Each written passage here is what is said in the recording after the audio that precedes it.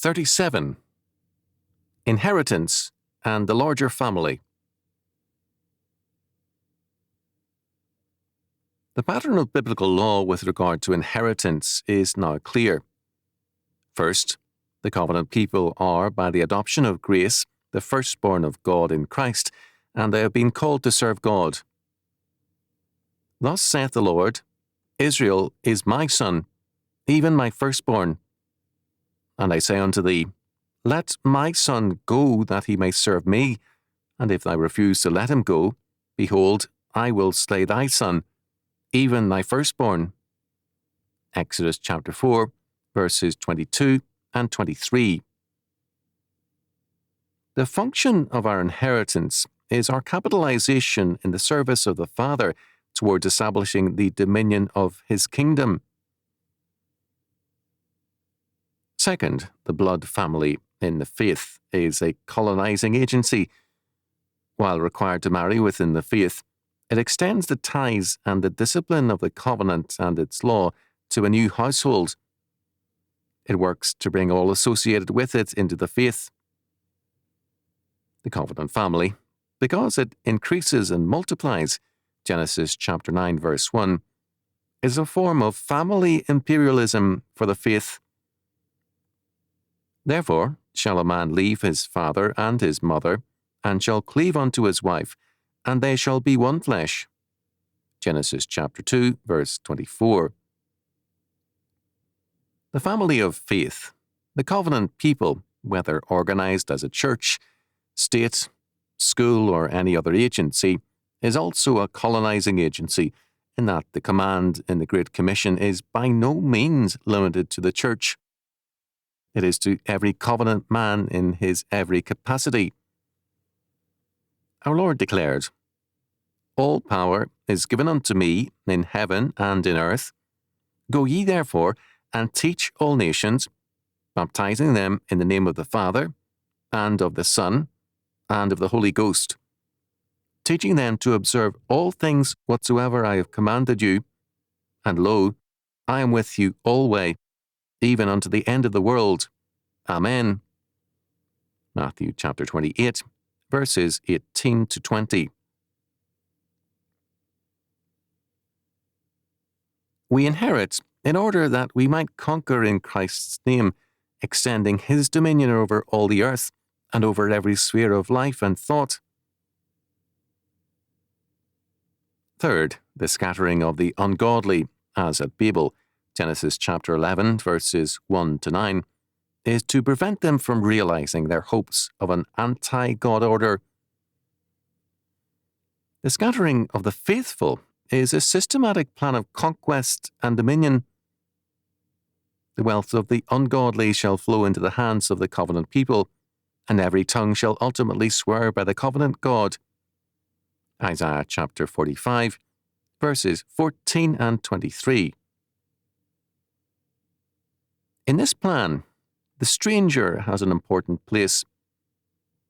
The word stranger, foreigner, alien, sojourner is a common one in Scripture, especially in the law.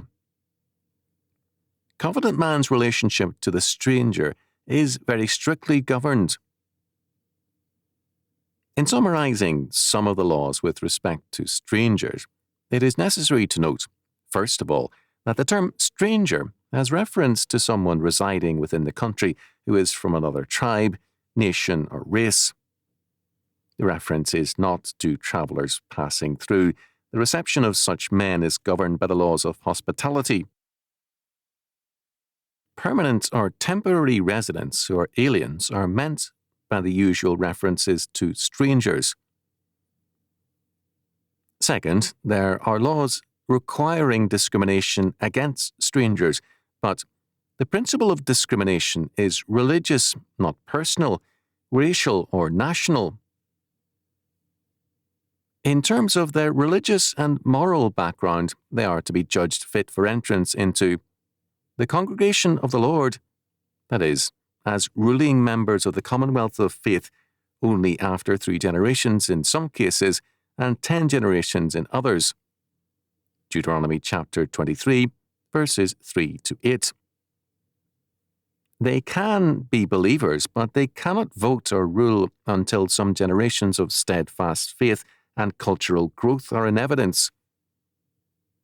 This does not mean social discrimination in the interim. Moreover, this exclusion did not apply to strangers only. Thus, the descendants of bastards were barred to the 10th generation also. Deuteronomy chapter 23, verse 2. Thus, Pharez, the son of Judah by Tamar, was a bastard. It was only with the 10th generation, David, that rulership was legally possible. This did not prevent the intervening generations, Pharez, Ezrom, Aram, Aminadab, Naasson, Salmon, the husband of Rahab, Matthew chapter 1, verse 5, Boaz, Obed, Jesse, Luke chapter 3, verses 32 to 33, from being important and prosperous men, highly regarded in the community. The discrimination was with respect to religious and civil authority and rule. It was religious and principled, not personal. Third, with regard to the person of the stranger, the law is emphatic in requiring his protection. Because the stranger is God's creature also, he too must be subject to God's law. Exodus chapter 20, verse 10, chapter 23, verse 12, Leviticus chapter 16, verse 29, chapter 18, verse 26, chapter 20, verse 2, chapter 24, verse 16, Numbers chapter 9, verse 14, chapter 15, verses 14 to 16, chapter 15, verse 30, chapter 19, verse 10, chapter 35, verse 15. Moreover, he is singled out, together with widows and orphans, as requiring a special care in the form of protection from injustice. Thou shalt neither vex a stranger, nor oppress him, for ye were strangers in the land of Egypt. Exodus chapter 22, verse 21. Compare Deuteronomy chapter 27, verse 19. This is again stressed in Exodus chapter 23, verse 9. In Leviticus chapter 23, verse 22, and chapter 19, verse 10, and Deuteronomy chapter 24, verses 19 to 22, the law of gleaning requires the inclusion of strangers in our charity. The alien believer has the same religious obligations as any other believer. Leviticus chapter 17, verses 8 to 13, chapter 22, verse 18. The first statement of love of neighbour is stated with respect to aliens. Leviticus chapter 19, verses 33 and 34. The principle is, Ye shall have one manner of law, as well as for the stranger, as for one of your own country. For I am the Lord your God. Leviticus chapter 24, verse 22. Compare Numbers chapter 9, verses 15 and 16. Justice, thus, must be the principle of life with one's brother, as well as with an alien. Leviticus chapter 25, verse 35, 47, Deuteronomy chapter 1, verse 16, chapter 24, verses 17 and 18. The stranger in Israel was a propertyless man, usually a day labourer or an artisan, and sometimes a merchant in the city. All the land belonged to Israelites, and, as a result, the majority of foreigners were thus of a lower social status and of humbler means. A few did acquire wealth, Leviticus chapter 25, verse 47, but the majority were clearly of a humble status. These aliens were of three classes: believers who fully kept the law, believers who accepted the whole of the Torah except the dietary laws, and a few who accepted nothing. Deuteronomy chapter 14, verse 21 has reference to the latter two classes, Those who had no objection to eating animals which died a natural death could be sold such animals, but none others. We have seen that the commandment to love our neighbour is stated with specific reference to foreigners. This commandment comes out of a theological fact. God declares his love of the stranger, the man who dwells in peace amongst the covenant people and who needs their justice and help.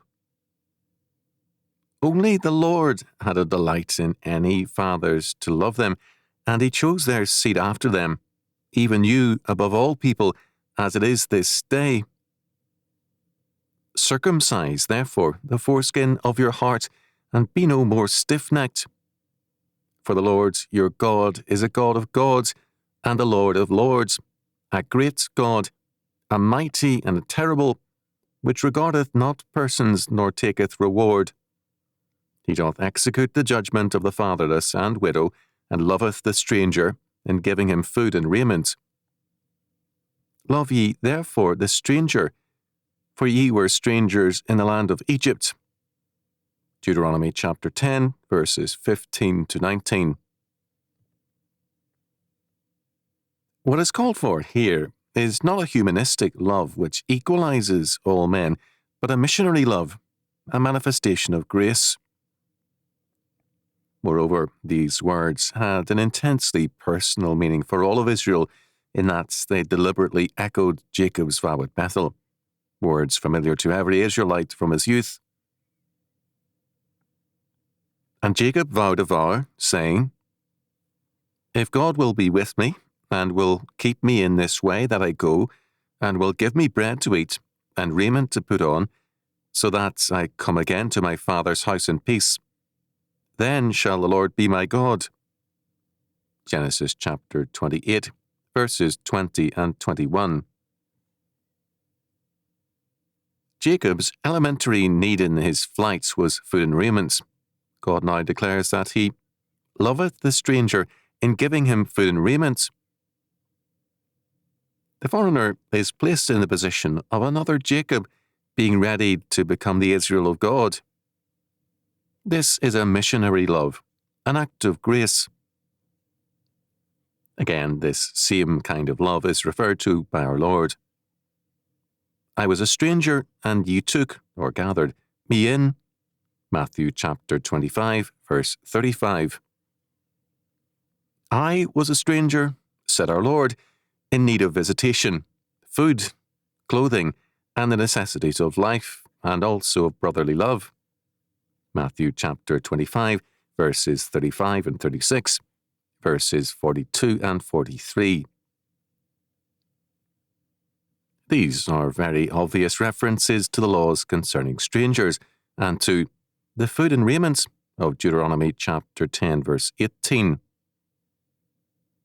Our Lord thus makes a test of faith, not mere belief, for the devils in hell believe and tremble, James chapter 2, verse 19, but our treatment of the stranger. Inasmuch as ye have done it, or did it not, to one of the least of these my brethren, ye have done it, or ye did it not, unto me. Matthew chapter 25, verses 40 and 45. Today, the worldwide movements of peoples place many strangers in our midst, and we are confronted by a God-given opportunity and requirement, a test of our faith. Not only does the Lord require charity towards the needy stranger, Deuteronomy chapter 14, verse 29, chapter 16, verse 11, but he also specifies that the stranger is to be given a position of respect together with the Levite, the orphan, and the widow. Deuteronomy chapter 26, verses 11 to 13.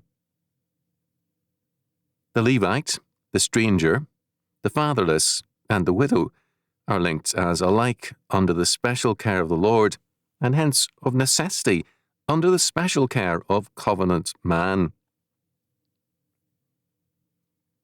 Thus, while there were religious restrictions on some kinds of foreigners, and none could be priests, Numbers chapter 16, verse 40, or a king, Deuteronomy chapter 17, verse 15, they were also an object of particular love from God as a people on the threshold of the covenant. Jacob or Israel gained not only food and raiment, but the promised land as well. Since it is the destiny of covenant man to conquer the earth and to exercise dominion over it, every opportunity to bring other men into the kingdom of God is to be welcomed. The stranger in our midst is thus God's opportunity to us, an inheritance to be welcomed and converted. Christ, as King of Kings, is emperor over all, and Christianity is an imperial religion, a colonizing religion. To withdraw from the stranger is to withdraw from the Lord. The law insistently compels us to think of the Levite, the stranger, the fatherless, and the widow. We are required to open our home to them from time to time and to share our bounty with them. Failure to do so incurs God's judgment. Failure to give them justice incurs a curse. Deuteronomy chapter 27, verse 19. As a result, the tithe of rejoicing before the Lord requires that these people share in the bounty of our house. Deuteronomy chapter 26, verses 10 to 13. Our rejoicing before the Lord must include, therefore, more than our blood family. It must include those whom God specifies as deserving of our reward, such as the Levites, or in need of our help and love, such as the widow and orphan, or in need of our missionary love, such as the stranger.